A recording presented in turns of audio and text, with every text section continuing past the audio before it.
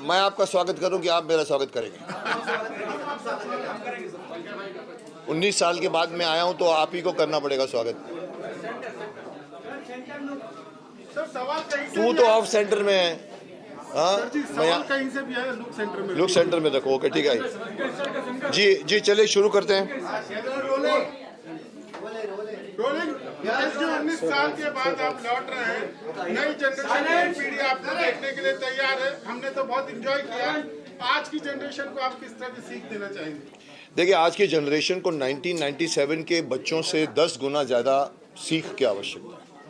आज के बच्चे भाग रहे हैं, उन बच्चों को खड़ा करके कुछ न कुछ मार्गदर्शन करना जो माता पिता नहीं कर पा रहे, गुरु भी नहीं कर पा रहे, बच्चे गूगल के साथ जा रहे हैं। तो इसके लिए मैं आया हूँ कि उन बच्चों को मार्गदर्शन चाहिए। तो शक्तिमान का सुपर हीरो लेकर नहीं आया हूँ, शक्तिमान का सुपर टीचर लेकर आया हूँ जो बच्चों को सिखाएगा। हाँ, एक सेकंड का पॉज। अरे साहब, या तो मैं बोलूँ या आप बोलेंगे? ओ साहब, पीछे कोई कुछ नहीं बोलेगा, कोई नहीं बोलेगा कुछ भी पीछे। ओके, बात आइए, चलिए आइए जी। आज जो गाना लॉन्च हुआ उसके देखिए, मैं सीखने की कड़ी में सबसे पहले मुझे महसूस हुआ कि अरे एक सेकंड रुक जाओ, क्यों बोलते हैं आप लोग? ओए, कौन बोल रहे हैं वहां पर? अरे जानवर लोग हो यार। यार आप लोग कितने भी सीनियर हो, जस्ट कीप क्वाइट। आपने मुझे बुलाया बोलने के लिए ना, सुनते क्यों नहीं आप लोग? फिर जो बात करनी है बाहर लेके जाओ ना। रोलिंग सर, थोड़ी सी शिष्टता रखो आप लोग। सर गाने के बारे में बता जी देखिए, मैंने जो कहा है कि मैं सुपर टीचर बनकर मैं अपने आप को फिर से लेकर आया हूँ। शक्तिमान में जो मारामारी होगी, जो एक्शंस होंगे वो आएंगे। फिल्म तो बन रही है, कौन शक्तिमान बनेगा मुझे ही नहीं मालूम, मैं आपको जवाब नहीं दे सकता। लेकिन मुझे ये लगा कि बच्चों को सिखाना जितना मेरा हक है शायद नए शक्तिमान का नहीं होगा, क्योंकि उन्होंने कुछ नहीं किया है बच्चों के साथ दोस्ती। एक ज़माने में मुझे याद है जब मैं शक्तिमान का कॉन्सेप्ट लेकर मैं धीरेन्द्र ब्रह्मचारी के गुरु थे, उनके पास मैं लेकर गया था ये पूछने के लिए कि कुंडलिनी होती है कि नहीं। उन्होंने कहा होती है साहब कुंडलिनी के वो। उन्होंने मुझे कहा था मुकेश जी आप ऐसा कर, 80-90 साल के सीधे बैठे हुए थे, बोला ऐसा करिए मुकेश जी बच्चों को योगा सिखाइए। मैंने कहा देखिए, अगर मैं बच्चों को योगा सिखाऊंगा ना सब भाग जाएंगे। पहले उनको दोस्त बनाने दीजिए, चॉकलेट देने दीजिए, उसके बाद जब वो बैठ जाएंगे तो मैं कुंडलिनी की बात करूँ तभी सुनेंगे। कहने का तात्पर्य यह है कि मैं बच्चों को, मैंने 30 साल लगाए हैं, 1997 से 2005। छोटी छोटी मगर मोटी बातें आती थी। उसके बाद हमारा गैप पड़ा 19 साल का। फिर भी मैं समझता हूँ मैं स्कूल के, हिंदुस्तान के ऑलमोस्ट एवरी कॉर्नर के स्कूल में मुझे इनवाइट किया गया है और बच्चों से, अभी कल ही मैं जयपुर अजमेर के स्कूल से आया हूँ, प्रेसिडेंसी स्कूल से, और वहाँ भी यही बातें निकली कि बच्चे लोगों को आप थोड़ी सी नैतिकता की शिक्षा दीजिए। मैंने कहा साहब बहुत ज़रूरत है। ये गाना बनाने का तात्पर्य ये था कि चलो पहले सबसे पहले शुरुआत करते हैं। बहुत सी बातें आज बच्चों को बताने के लिए, बहुत सारी बातें। मैंने कहा क्रांतिकारियों को एक एंगल है जिसके लिए हम फाइट कर रहे हैं। जय हिंद अभियान में मैं हूँ, जुड़ा हुआ हूँ। हम 8 साल से क्रांतिकारियों को शहीदों का दर्जा दिलाने के लिए सरकार से लड़ रहे हैं। तो मुझे लगा कि 10 में से 8 बच्चों को नहीं मालूम पड़ता कि अशफाकुल्लाह खान कौन था। तुर्रम खान, हम तुर्रम बताया, क्या तुर्रम बन रहे हो तुम, तुर्रम खान बन रहे हो। किसी को मालूम है तुर्रम खान एक क्रांतिकारी था हैदराबाद से? नहीं मालूम। बिरसा मुंडा से लेकर जितने भी नाम आप गिनाना शुरू करो। हमने कहा चलो पहेली के थ्रू हम बच्चों से शक्तिमान पूछेगा। फिर मैंने कहा चलो एक काम करते हैं, मैं ही गाता हूँ इसको। फिर हमको लगा चलो शक्तिमान की कॉस्ट्यूम ऐड करते हैं। पहले शक्तिमान दिमाग में नहीं था, पर मुझे लगा कि शक्तिमान अगर बच्चों से पूछेगा तो 97 की मेमोरी ताज़ा हो जाएगी, और वो जो बच्चे सीखते थे उस ज़माने में और आज के बच्चे भी सीखेंगे। इसीलिए ये गाना बनाया है। आज़ादी के वीरों की ये कथा सुहानी लगती है, लाख छुपाया जाए जानी पहचानी लगती है। ये मैंने धृष्टता करके अपनी आवाज़ दी है। और गाना शक्तिमान की जब भी हम कल्पना करते हैं तो मुकेश खन्ना के अलावा हमारे जहन में कोई आता ही नहीं है। आज कई फिल्में बनाने की कोशिश की जा रही है शक्तिमान को लेकर। सर आप ही खुद क्यों नहीं फिल्म बना लेते हैं? नहीं, बना लेते का मतलब क्या साहब, मैं ही बना रहा हूँ। आपको शायद अभी तक मालूम नहीं है, मैं ही बना रहा हूँ सोनी के साथ मिलकर। मैंने उनको बनाने को नहीं दे दिया, हम लोग मिल के बना रहे हैं। नहीं, आप कास्टिंग की बात कर रहे हैं या बनाने की बात कर रहे हैं? आप कहते हैं कि आप तो आप बोलिए कि शक्तिमान आप क्यों नहीं बन जाते, ये आप बोलना चाहते हो? करेक्ट। देखिए बहुत सारे एंगल्स हैं उसमें। कमर्शियल लेंस भी, कमर्शियल भी एक सेंस होता है। 200 करोड़ की फिल्म बनने वाली है। हालांकि मैंने तो इनको साफ कह दिया था कि सर आप ऑल ओवर इंडिया में ऑडिशन करा दीजिए सर, आप शक्तिमान के लिए पूरा इंडिया खड़ा हो जाएगा।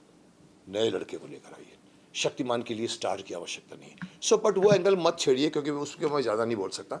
बट कहीं ना कहीं मुझे लगा कि किसी ने तो किसी ने करना है। We are still finding out, we are still sitting and talking about कौन बनेगा शक्तिमान। और वो बहुत इंपॉर्टेंट है, क्योंकि कास्टिंग बहुत इंपॉर्टेंट होती है, फिजिकल कास्टिंग। आज की एक्टर्स की बात करें तो काफी फिजिकली फिट होते हैं। 6 एप्स वाले की 7 एप्स वाले की बातें चलती है। शक्तिमान इतने फिट नहीं थे, एक नॉर्मल व्यक्तित्व थे। तो आप इस तरह के व्यक्ति को देखना पसंद करेंगे कि आप जैसा हो? देखिए बाहर की शक्ति से ज़्यादा ताकत होती है अंदरूनी शक्ति। बाहर के बड़े बड़े मसल वाले बिल्डिंग के अंदर जितनी ताकत नहीं होगी, उतनी एक योगी पुरुष में होगी। योगी पुरुष का शरीर, उसका माइंड उसके साथ चलता है। उसके अंदर इतनी शक्ति होती है कि वो अगर आप कि उसको आप लगेगा नहीं कि ये बॉडी बिल्डर है, लेकिन साहब उसके जो इरादे और उसके देखने और उसकी बात करने का, उसका शायद एक मुक्का पड़ेगा, बड़े बड़े लोगों को भी मालूम नहीं पड़ेगा कहाँ से लगा है। योगी पुरुष बनिए। इसलिए ज़रूरी नहीं है कि we should have a athletic body वाला शक्तिमान।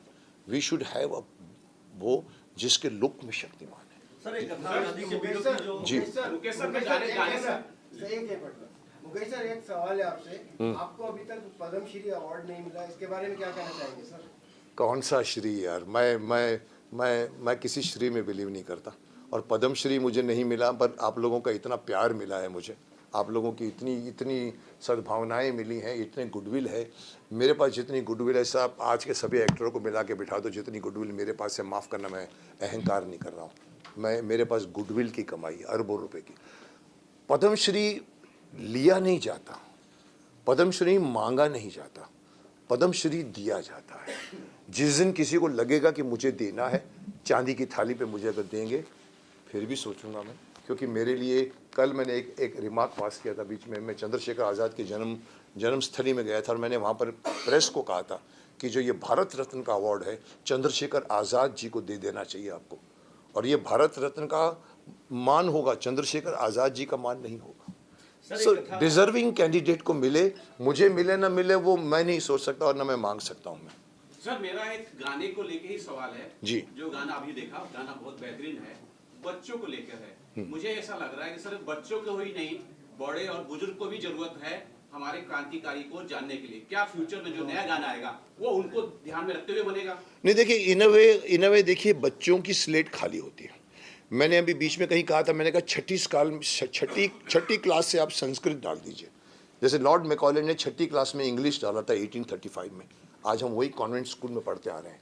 आप संस्कृत पढ़ाइए साहब, बड़ों को नहीं पढ़ा सकते। उनका दिमाग जो होता है ना, ट्रैफिक जैम होता है। छठे बच्चे का मैंने कहा गीता पढ़ाइए छठी में। सो बच्चों को सिखाने के माध्यम से, मेरे को किसी ने कहा अरे साहब मुकेश जी, छठी में गीता डालेंगे तो बच्चों को गीता क्या समझ में आएगी? मैंने कहा नहीं आएगी ना, माँ बाप से पूछेंगे।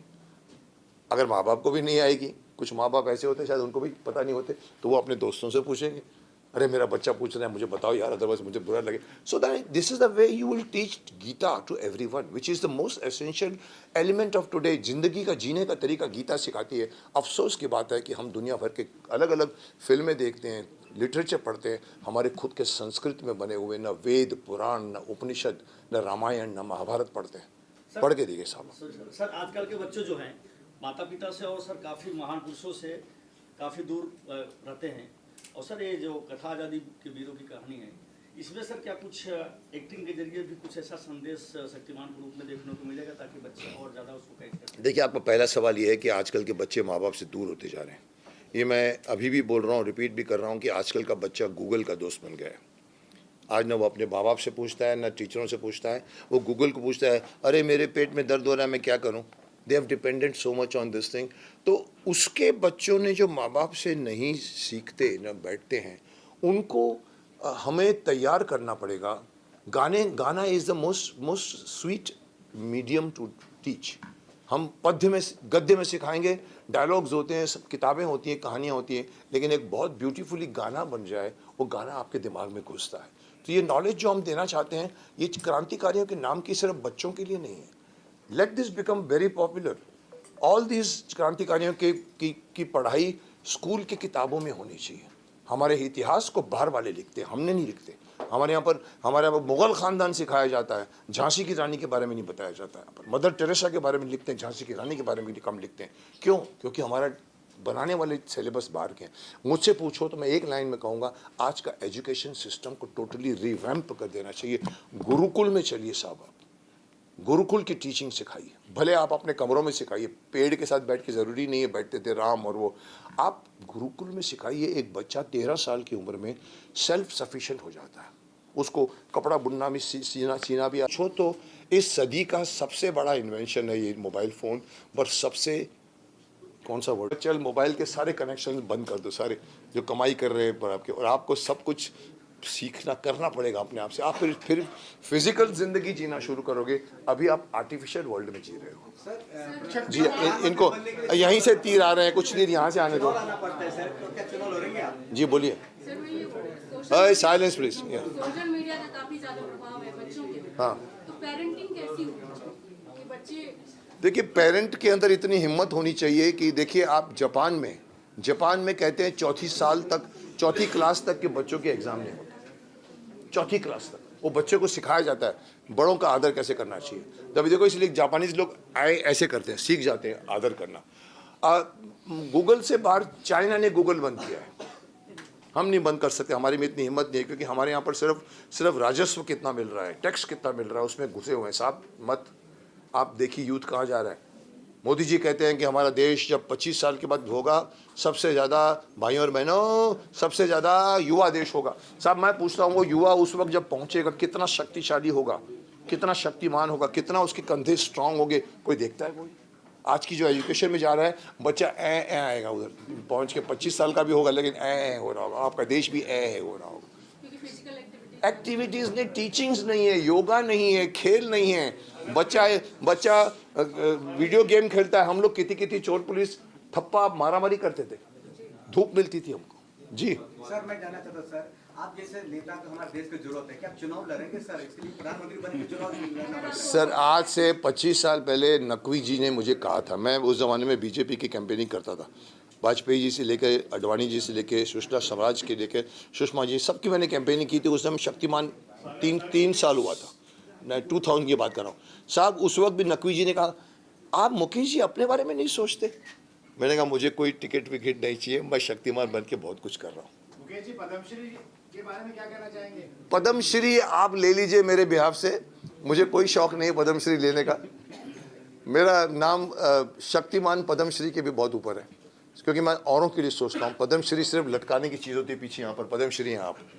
मुझे किसी ने कहा था एक बार सर कि सर आप पद्मश्री, मैंने कहा देखो मैं लॉबी नहीं करूँगा. सर आपको कुछ नहीं करना है, अब आप हाँ बोल दीजिए बस, आपको चाहिए. मैंने कहा हाँ क्या होता है, मैंने आप हाँ बोल दिए, हम करेंगे जो कुछ करना है. सब कुछ करने के बाद में, सब कुछ होने के बाद में मालूम पड़ा कि मैं चुपचाप बैठा हूँ.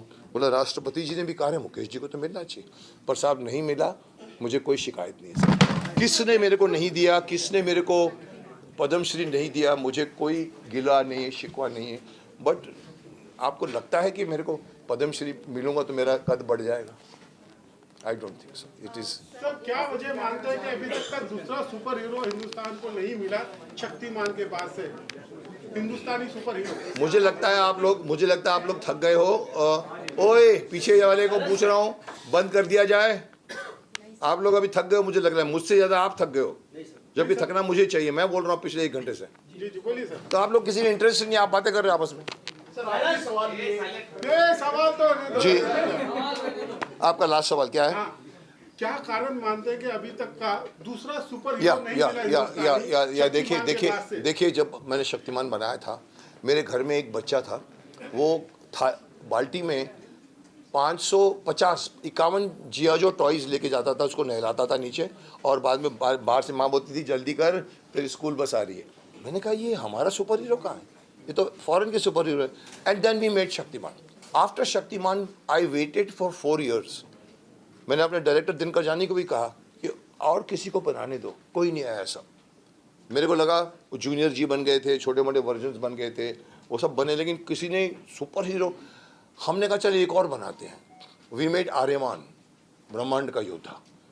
It was based on star Wars कि चलो ब्रह्मांड चलते, लेकिन साहब उसके बाद अभी तक सुपर हीरो किसी ने, बिकॉज मेहनत का काम है, लटकना पड़ता है 5-5 मिनट तार के ऊपर, और उसके बाद में खर्चे ज़्यादा होता है, बनाए नहीं है। आप बोलो कि बने क्रिश, मैं दे सकता हूँ एक marks, Krrish is yes becoming a super hero, but it is still taking time to become Shaktimaan.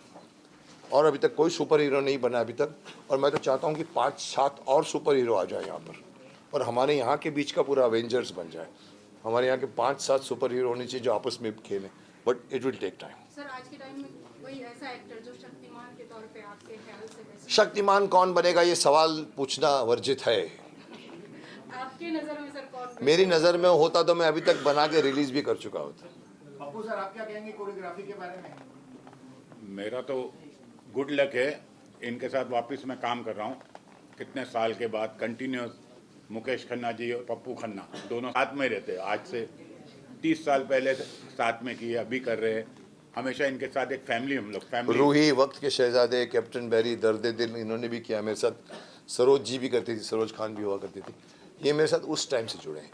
इसकी ये करने में कितना मज़ा आया आपको? ये करने में तो बहुत ही मज़ा आया। आप तो कमाल, पूरा एक एक शॉट में इंटरेस्ट लेके, नहीं ऐसा चाहिए, नहीं ऐसा चाहिए, नहीं इसको ऐसा करो। तो एक नयापन, हम लोग मिलके, मुकेश जी ने हेल्प किया, हम लोग ने नया कुछ किया है। डायरेक्टर साहब से पूछना चाहूँगा जी समित, कुछ बोलेंगे आप? There's nothing to say much. I was to his fan since childhood. I was a big Shaktiman fan, and I'm actually honored that he chose me to direct this song. And the best part is when we were doing this song, so I asked him कि why are we doing this? There has to be a reason behind doing this. So एक चीज़ इन्होंने जो उस time बोली कि आज के बच्चों को इसकी ज़रूरत है, और हमारा ये गाना देखकर अगर एक भी बच्चा चेंज हो जाता है, एक भी बच्चा सही राह पर चल जाता है, then our song is hit. We are not behind million of views, we are not behind money. We are just behind our kids, our Indian kids who can learn from Shaktiman, who can learn from our superhero more than he can learn from our super teacher. Thank you. And Ranveer Singh एक और सवाल, रणवीर सिंह आज भी कहीं ना कहीं कामयाब actor है, इसके बावजूद आपने 2.5 घंटे बिठा कर रखा और आपने नहीं चाहते कि रणवीर सिंह शक्तिमान की भूमिका में नजर है, ऐसा क्यों सर? रिपीट कीजिए। रणवीर सिंह आज के जनरेशन के सक्सेसफुल एक्टर हैं, इसके बावजूद उनको आपने 2.5 घंटा बिठा के रखा, आप क्यों चाहते नहीं? सर मैंने 2.5 घंटा नहीं बिठाया, वो बैठे, मैंने नहीं बिठाया। अच्छा, one sec, before he और ये answers नहीं, this, let me answer this, is he is actually ridiculing me कि मैंने उनको 2.5 घंटा क्यों बिठाया। साहब किसने कहा आपको मैंने इसको बिठाया? मेरे ऑफिस में आया था, we enjoyed your company, is a terrific actor, terrific energy है, बट शक्तिमान कौन बनेगा वो मैं डिसाइड करूँगा, एक्टर नहीं। देखो प्रोड्यूसर कास्टिंग करता है, एक्टर प्रोड्यूसर की कास्टिंग नहीं करता।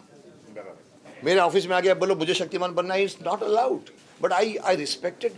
बहुत आज भी उसके अंदर बहुत जील है, वो बनना चाहता है, बट आप बोलो वो बड़ा एक्टर है। साहब शक्तिमान के लिए बड़ा छोटा एक्टर नहीं चाहिए, शक्तिमान के लिए फेस चाहिए, शक्तिमान के लिए सिर्फ लगना चाहिए कि शक्तिमान है।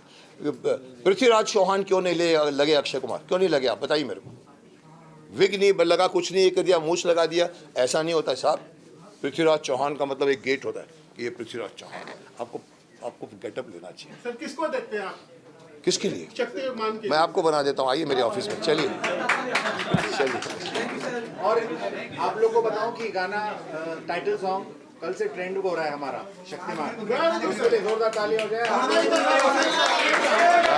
Very nice.